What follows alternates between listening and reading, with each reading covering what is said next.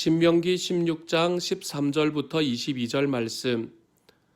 너희 다장마당과 포도주 틀의 소출을 거두어 들인 후에 이래 동안 초막절을 지킬 것이요 절기를 지킬 때에는 너와 내 자녀와 노비와 내 성중에 거주하는 레위인과 객과 고아와 과부가 함께 즐거워하되 내 하나님 여호와께서 택하신 곳에서 너는 이래 동안 내 하나님 여호와 앞에서 절기를 지키고 내 하나님 여호와께서 내 모든 소출과 내 손으로 행한 모든 일에 복주실 것이니 너는 온전히 즐거워할지니라. 너의 가운데 모든 남자는 1년에 3번 곧 무교절과 칠칠절과 초막절에 내 하나님 여호와께서 택하신 곳에서 여호와를 배웁되 빈손으로 여호와를 배웁지 말고 각 사람이 내 하나님 여호와께서 주신 복을 따라 그 힘대로 드릴지니라. 내 하나님 여호와께서 내게 주시는 각 성에서 내 지파를 따라 재판장들과 지도자들을 둘 것이요 그들은 공의로 백성을 재판할 것이니라.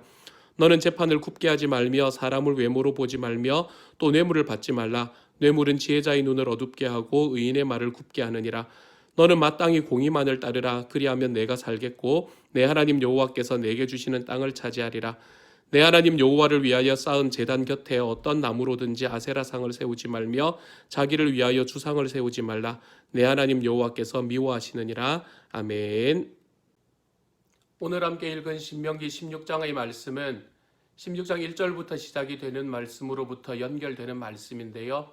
이스라엘 백성들이 하나님 앞에 지켜야 하는 절기에 관한 이야기를 우리에게 계속해주고 있습니다.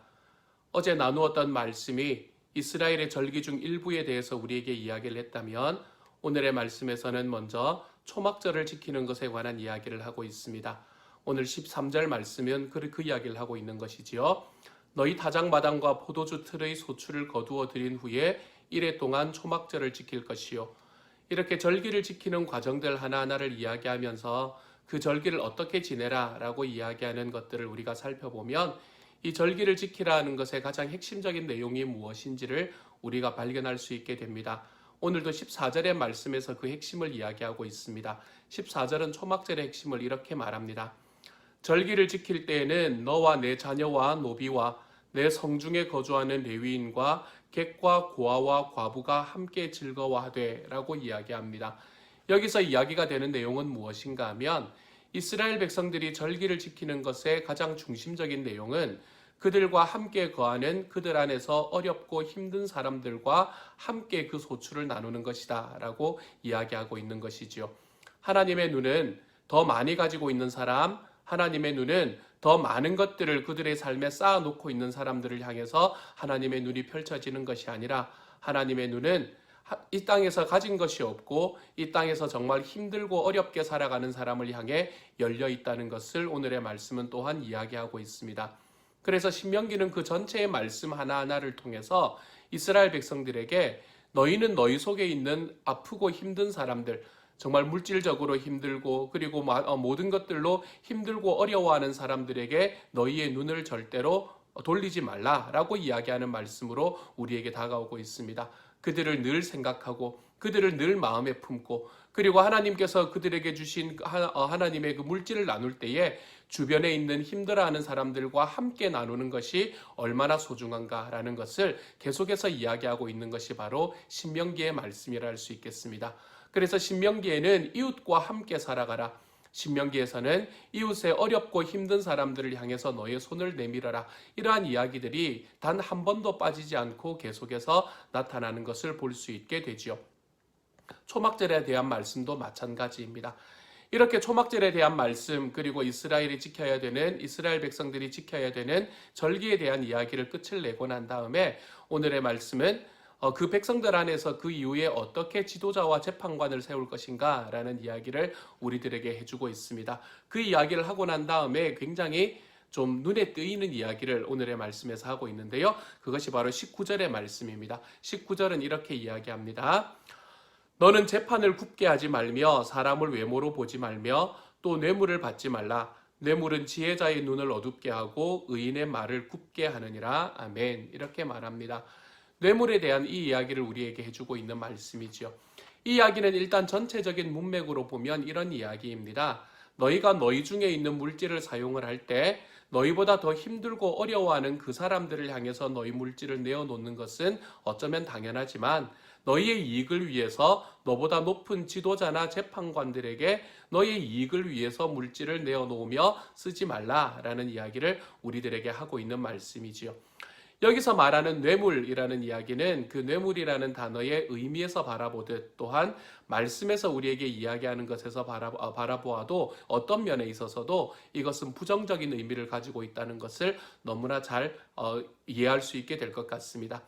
하지만 여기에서 우리가 저도 예전에 이 뇌물에 관한 이야기를 할 때가 되면 이 말씀을 가지고 오시는 분들이 꼭 계십니다. 성경에서 잠언의 이야기인데요. 잠언 17장 8절은 우리에게 이렇게 말합니다. 옛날 번역은 이렇게 말해요. 뇌물은 그 임자가 보기에 보석 같은즉 그가 어디로 향하든지 형통하게 하느니라.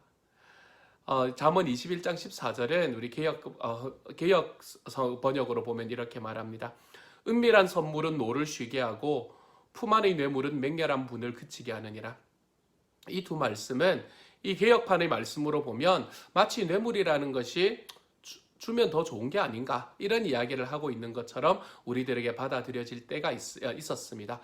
세번역 성경은 이것을 조금 더 분명하게 표현을 해놓은 것 같습니다. 세번역 성경은 잠언 17장 8절을 이렇게 말합니다. 뇌물을 쓰는 사람의 눈에는 뇌물이 요술방망이처럼 보인다. 어디에 쓰든 안 되는 일이 없다. 이 이야기는 그냥 그들의 눈에 그렇게 보인다는 이야기이지 이 뇌물이라는 것 자체가 실제로 그렇게 줌으로 인해서 그들을 형통하게 만드는 길로 나아가는 것을 이야기하는 것은 아니다라는 것을 조금 더 분명하게 보여주고 있는 것 같습니다. 여기서 말하는 뇌물이라는 단어를 사용할 때 히브리어에서는 이것을 어떻게 사용했나 하면 쇼페드라는 단어, 샤하드라는 단어를 사용을 했습니다. 쇼하드라는 단어가 뇌물이라는 뜻입니다. 이 쇼하드라는 이야기는 구약 성경 전체를 통해서 23번 나오게 됩니다.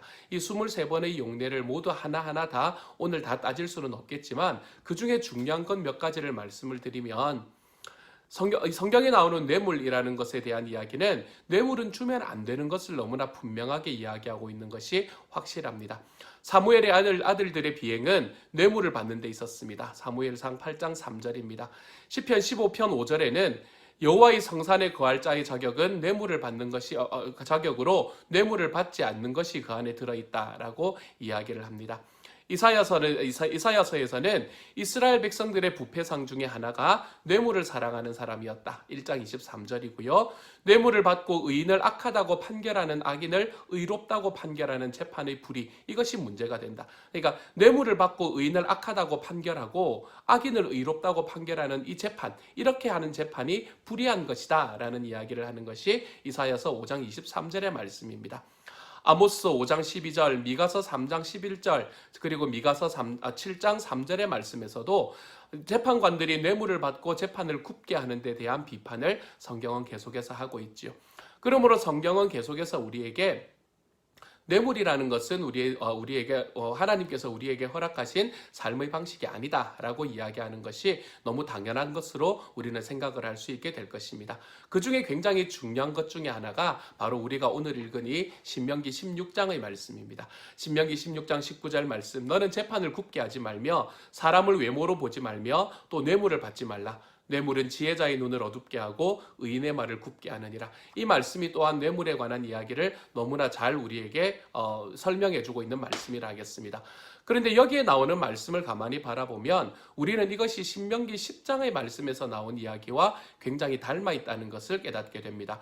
우리가 얼마 전에 보았던 신명기 10장 17절 18절 말씀은 우리에게 이렇게 말했습니다. 이 세상에는 신도 많고 주도 많으나 당신들의 주 하나님만이 참 하나님이시고 참 주님이십니다. 그분만이 크신 권능의 하나님이시요 두려우신 하나님이시며 사람을 차별하여 판단하시거나 뇌물을 받으시는 분이 아니시며 고아와 과부를 공정하게 재판하시며 나그네를 사랑하셔서 그에게 먹을 것과 입을 것을 주시는 분이십니다. 이렇게 말합니다. 하나님이 어떤 분이신가라는 것을 이야기할 때 하나님께서는 이 땅에 있는 많은 아프고 어려운 사람들, 이 땅에 소외된 사람들을 향해서 발걸음을 내디디시는 분이 바로 하나님이시다라고 이야기하면서 무엇을 받지 않으시는 분이라는 말이 나오나 하면 뇌물을 받지 않는 분이시다라는 이야기가 여기에 나옵니다. 이 말씀은 오늘의 말씀과 굉장히 닮아 있습니다. 뇌물을 받으면 안 된다. 그 이유는 무엇인가 하면 뇌물 자체가 가지고 있는 어떤 악함, 물론 그것도 그 안에 포함이 되겠지만 하나님께서 뇌물을 받으시는 분이 아니시기 때문에 우리도 하나님의 자녀로서 뇌물을 받는 자리에 들어가면 안 된다라고 이야기하고 있는 것이 오늘 신명기 16장의 말씀이 되는 것이지요.